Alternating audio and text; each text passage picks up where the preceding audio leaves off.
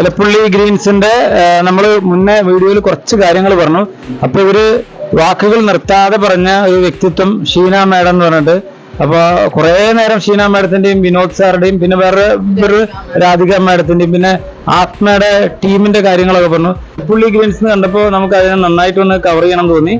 അപ്പൊ മാഡത്തിന് ഇവരെ കുറിച്ച് എന്താ പറയാനുള്ളത്? ഇങ്ങനെ ഒരു സാധാരണ ഇങ്ങനെ ചെറിയ കൂട്ടങ്ങളായാൽ കൂടുതലാവാറില്ല. അത് തെറ്റിപ്പിരിയലും കുറച്ചായി കഴിഞ്ഞാൽ ഇതാവലാണ്. ഇത് കൂട്ടം ഒരു പറയണ ഇങ്ങനെ കൂടി വരികയാണെന്ന് പറയുന്നു. എന്താ അതിനെ കുറിച്ച് പറയാനുള്ളത്? എങ്ങനെയാണ് അവർ ഇങ്ങനെ ഈ വിജയത്തിലേക്ക്, എലപ്പുള്ളി ഒരു കാർഷിക ഗ്രാമമാണെന്നറിയാം, ഈ കൂട്ടത്തിലേക്ക് അവർ എത്തിയത്?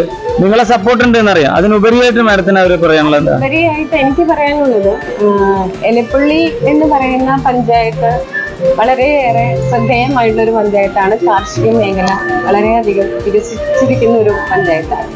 അവിടുത്തെ കൃഷി ഓഫീസർ വിനോദും അവിടുത്തെ ആ ഒരു ടീം കർഷകരെ വളരെയധികം, അതുപോലെ തന്നെ പഞ്ചായത്തിനെ നമുക്ക് ഒഴിവാക്കാൻ പറ്റില്ല. അവിടുത്തെ പ്രസിഡന്റും അവിടെയുള്ള എല്ലാവരും തന്നെ വളരെ സപ്പോർട്ടോടെ കർഷകരെ സപ്പോർട്ട് ചെയ്തുകൊണ്ടിരിക്കുന്നുണ്ട്. അതെല്ലാം ഉപയോഗപ്പെടുത്തിക്കൊണ്ട് തന്നെ അവരുടെ എല്ലാം താല്പര്യപ്രകാരം തന്നെയാണ് ഇവരിൽ ഇങ്ങനെ മൂല്യവർദ്ധിത ഉൽപ്പന്നങ്ങൾ ഉണ്ടാക്കാനുള്ള ഇവരുടെ ഉള്ളിലുള്ള ഒരു ആഗ്രഹമുണ്ട് എന്ന് മനസ്സിലാക്കുകയും അങ്ങനെ ഇവരുടെ ഒരു കൃഷിക്കൂട്ടം രൂപീകരിക്കുകയും ചെയ്തു.